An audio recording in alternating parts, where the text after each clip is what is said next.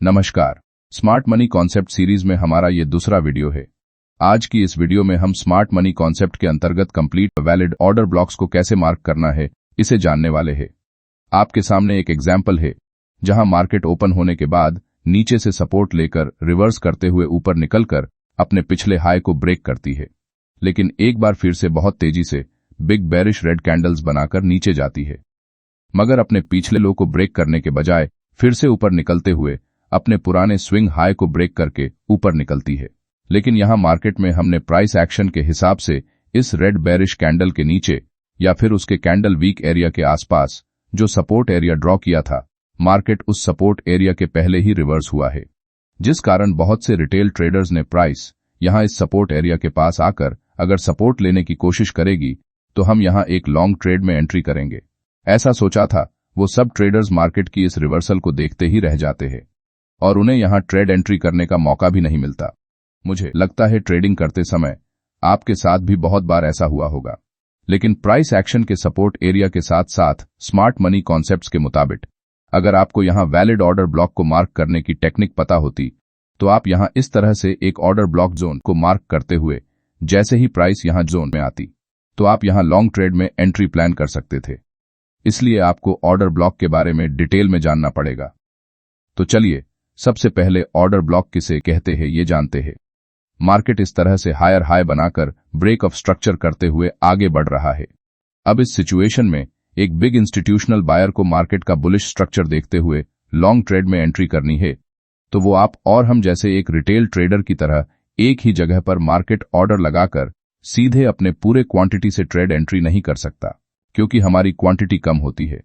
इसलिए market order लगाने पर हमारे ऑर्डर्स एक ही प्राइस पर पूरी तरह से एग्जीक्यूट हो जाते हैं।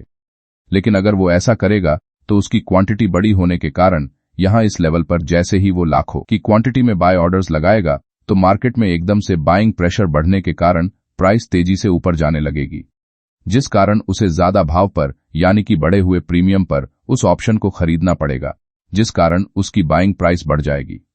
उदाहरण के लिए स्मार्ट मनी को यहां 20 से लेकर 25 रुपए के प्राइस लेवल पर 5 लाख क्वांटिटी में बाइंग साइड में एंट्री करनी है, लेकिन यहां इस लेवल पर अभी सिर्फ 2 लाख क्वांटिटी में ही सेलर्स मौजूद है। तो उस बिग इंस्टीट्यूशनल बायर के 5 लाख में से सिर्फ यहां 2 लाख क्वांटिटी के ऑर्डर्स ही एग्जीक्यूट होंगे, क्योंकि किसी भी ऑर्डर को पूरी तरह एग्जीक्यूट होने के लिए जितने बायर्स हैं उतनी ही संख्या में सेलर्स चाहिए होते हैं, जिस कारण उसे अपनी बाकी बची क्वांटिटी को हायर प्राइस पर खरीदना होगा, जिससे उसका प्रॉफिट कम हो सकता है।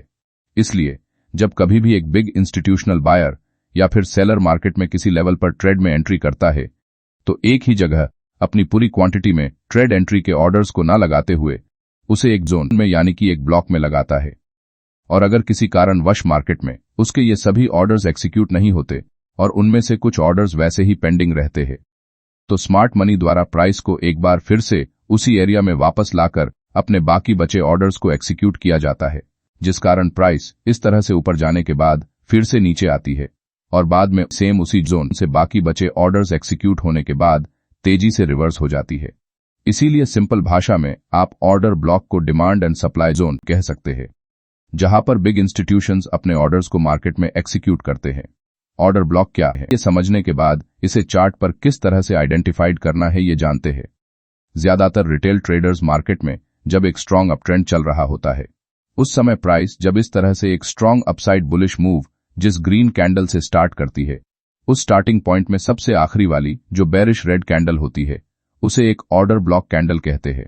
और उसी तरह जब भी मार्केट में एक स्ट्रांग बेरिश ट्रेंड चल रहा होता है, उस समय मार्केट में जहां से प्राइस तेजी से नीचे गिरती है, उस रेड बेरिश कैंडल से पहली ग्रीन बुलिश कैंडल को ऑर्डर ब्लॉक कैंडल कहते हैं। ऑर्डर ब्लॉक को पहचानने का यह सबसे गलत तरीका है, क्योंकि हमने यहां कौन सा ऑर्डर ब्लॉक वैलिड है और कौन सा इनवैलिड है इसके बारे में जो कुछ टेक्निक्स या फिर नियम है उन्हें बिना समझे ही ऑर्डर ब्लॉक को मार्क किया है। अब इस तरह से अगर आप ऑर्डर ब्लॉक को मार्क करेंगे तो मोस्ट ऑफ द टाइम आप गलत साबित हो सकते हैं, जिससे आपका लॉस भी हो सकता है। इसलिए आपको एक वैलिड ऑर्डर ब्लॉक को पहचानने के लिए कुछ रूल्स को समझना जरूरी है। चलिए इन रूल्स को स्टेप बाय स्टेप समझते हैं। Rule number 1, last candle liquidity SVEEP. यहां इस बेरिश प्राइस एक्शन में मार्केट ने इस लास्ट बेरिश कैंडल के बाद एक स्ट्रांग अप मूव किया है। साथ ही इस रेड कैंडल ने अपनी पिछली वाली कैंडल के लो को नीचे ब्रेक किया है, जिस कारण यहां इस कैंडल के नीचे की लिक्विडिटी स्वीप हुई है। इसलिए ये कैंडल एक वैलिड ऑर्डर ब्लॉक कैंडल है। लेकिन इस राइट साइड के उदाहरण में इस लास्ट बेरिश कैंडल ने अपनी प्रीवियस कैंडल के लो को नीचे ब्रेक नहीं किया है, इसलिए इसे हम एक इनवैलिड ऑर्डर ब्लॉक कैंडल कहेंगे। उसी तरह बुलिश मार्केट स्ट्रक्चर में इस लास्ट बुलिश कैंडल के बाद प्राइस तेजी से नीचे गई है और इस बुलिश कैंडल ने अपनी लास्ट कैंडल के हाई को भी ब्रेक करके यहां इस कैंडल के ऊपर की लिक्विडिटी को स्वीप किया है, इसलिए आप इसे एक वैलिड ऑर्डर ब्लॉक मान सकते हैं। लेकिन इस राइट साइड के उदाहरण में इस लास्ट बुलिश कैंडल ने अपनी प्रीवियस कैंडल की हाई को ऊपर ब्रेक नहीं किया है, इसलिए इसे हम एक इनवैलिड ऑर्डर ब्लॉक कैंडल कहेंगे। Rule number 2, inefficiency and imbalance. यहां लास्ट बेरिश कैंडल ने अपनी प्रीवियस कैंडल के लो को ब्रेक करने के बाद प्राइस तेजी से ऊपर गई है। लेकिन इस लास्ट बेरिश कैंडल के बाद जब चार्ट पर ये जो लगातार बुलिश कैंडल्स बनी है, उनमें से अगर इन 3 कैंडल्स को गौर से देखेंगे तो यहां इस फर्स्ट बेरिश कैंडल और इस थर्ड बुलिश कैंडल के बीच आपको कुछ अंतर दिखेगा। इसी को हम प्राइस इम्बैलेंस या फिर प्राइस इनएफिशिएंसी कहते हैं। यहां पर अगर हम लास्ट बेरिश कैंडल की वीक हाई और इस थर्ड बुलिश कैंडल की वीक लो के बीच में अगर एक बॉक्स बनाएंगे तो हमें यहां इन दोनों कैंडल्स के बीच में क्लियर गैप दिखाई देता है। आप इसे फेयर वैल्यू गैप या फिर एफवीजी कह सकते हैं। अगर किसी ऑर्डर ब्लॉक कैंडल के बाद इस तरह से 2 कैंडल्स के दौरान इम्बैलेंस क्रिएट होता है तो आप इसे एक वैलिड ऑर्डर ब्लॉक कह सकते हो। लेकिन बहुत बार प्राइस एक्शन में चार्ट पर थर्ड कैंडल की लोअर वीक इस तरह से नीचे आते हुए अपने ऑर्डर ब्लॉक कैंडल एरिया में टैप करके ऊपर निकलती है तो ये एक इनवैलिड ऑर्डर ब्लॉक बन जाता है, क्योंकि यहां चार्ट पर कोई भी असंतुलन क्षेत्र बचा हुआ नहीं है, जिस कारण प्राइस दोबारा से इस एरिया में वापस आकर फिर से ऊपर निकलने की संभावना कम है, क्योंकि इस ऑर्डर ब्लॉक एरिया में जो भी पेंडिंग ऑर्डर्स एग्जीक्यूट होने के लिए बाकी थे वो इस कैंडल की लोअर वीक के कारण पूरी तरह से फील हो चुके हैं, इसलिए ये एक इनवैलिड ऑर्डर ब्लॉक है।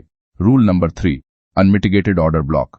कोई भी वैलिड ऑर्डर ब्लॉक तब तक वैलिड रहता है जब तक वो अनमिटिगेटेड हो, यानी कि उसका सिर्फ एक बार ही इस्तेमाल किया होना चाहिए। यहां पर इस रेड कैंडल ने पिछली कैंडल की लिक्विडिटी को स्वीप किया है, साथ ही यहां 2 कैंडल्स के बीच में इम्बैलेंस भी मौजूद है। इसका मतलब यहां पर भविष्य में प्राइस के इस जोन के पास आकर रिवर्स होने के चांसेस अभी भी मौजूद है। लेकिन जब चार्ट पर तीसरी कैंडल की लोअर वीक इस ऑर्डर ब्लॉक जोन को जैसे ही टच करती है तो ये ऑर्डर ब्लॉक मिटिगेट हो जाता है और कोई भी ऑर्डर ब्लॉक सिर्फ एक ही इस्तेमाल किया जा सकता है। लेकिन यहां कैंडल की लोअर वीक के कारण ये ऑर्डर ब्लॉक मिटिगेट होने से यहां कोई भी ऑर्डर्स पेंडिंग नहीं है, इसलिए ये एक इनवैलिड ऑर्डर ब्लॉक बन जाता है। Rule number 4, valid break of structure on chart. यहां प्राइस हायर हाई बनाकर ब्रेक ऑफ स्ट्रक्चर करते हुए आगे बढ़ रही है, साथ ही चार्ट पर इस लास्ट स्विंग लो के पास से प्राइस ने तेजी से इसे ऊपर बढ़ते हुए अपने पुराने स्विंग हाई को ब्रेक किया है। इसका मतलब ये एक वैलिड ब्रेक ऑफ स्ट्रक्चर है। नीचे आते हुए इस लास्ट बेरिश कैंडल ने अपनी पिछली कैंडल के लो को ब्रेक करके इसके नीचे की लिक्विडिटी को स्वीप किया है, जिससे हमारा वैलिड ऑर्डर ब्लॉक का पहला क्राइटेरिया पूरा हुआ है। यहां इन 2 कैंडल्स के दौरान प्राइस ने इम्बैलेंस गैप बनाया है और तीसरी कैंडल की लोअर वीक ने हमारे ऑर्डर ब्लॉक एरिया को अभी तक टच नहीं किया है। इसका मतलब अभी ये मिटिगेट नहीं हुआ है, जिससे हमारे वैलिड ऑर्डर ब्लॉक के तीनों क्राइटेरिया यहां पूरे हुए हैं, लेकिन अभी तक प्राइस ने अपने पुराने हाई के पास इंड्यूसमेंट क्रिएट नहीं किया है। जब भी प्राइस किसी स्ट्रक्चर के पास आकर रिटेल ट्रेडर्स को अपने जाल में फंसाने के लिए इस तरह से फेक मूव बनाकर किसी रेजिस्टेंस या फिर सपोर्ट जैसे इंपॉर्टेंट लेवल्स का ब्रेक हुआ है ऐसा दिखाता है, और जैसे ही रिटेल ट्रेडर्स इस लालच में आकर इंड्यूसमेंट की दिशा में ट्रेड एंट्री करते हैं तो मार्केट तुरंत रिवर्स हो जाता है। इसी बात को इंड्यूसमेंट कहा जाता है। यह स्मार्ट मनी कॉन्सेप्ट का सबसे इंपॉर्टेंट पॉइंट है, जिसके बारे में आगे आने वाली वीडियोस में जानेंगे। अभी के लिए आप इंड्यूसमेंट को फेक ब्रेकआउट भी कह सकते हैं।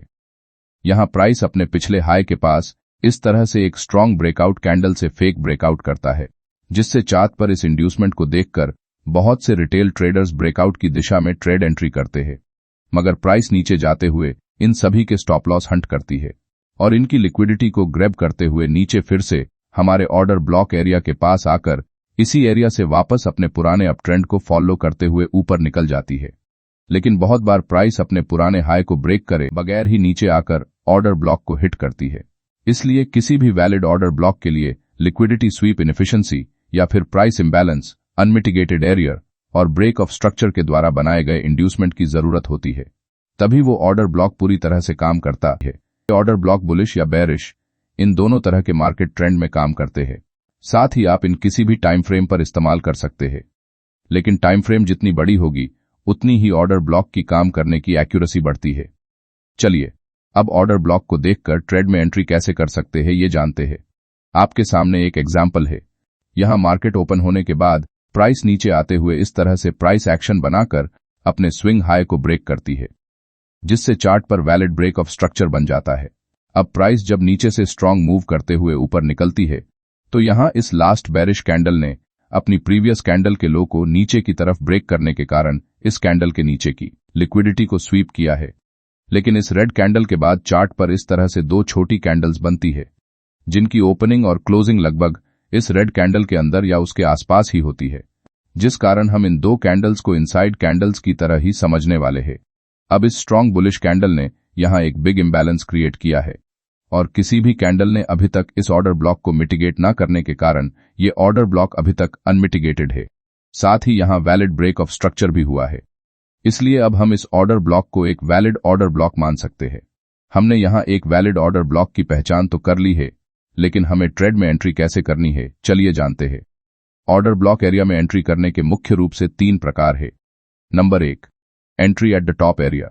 आप ऑर्डर ब्लॉक के स्टार्टिंग पॉइंट पर अपनी एंट्री करने के लिए इस लेवल के आसपास अपने लिमिट ऑर्डर्स को लगाकर ट्रेड एंट्री कर सकते हैं, जिसमें आपका स्टॉप लॉस इस ऑर्डर ब्लॉक कैंडल के लो के नीचे रहने वाला है, जिससे अगर प्राइस नीचे आते समय यहां एक लॉन्ग लोअर वीक कैंडल बनाकर इस एरिया को टैप करते ही ऊपर निकलती है तो आपके लिमिट ऑर्डर्स ऑलरेडी यहां पर लगे होने के कारण आपकी एंट्री मिस नहीं होगी।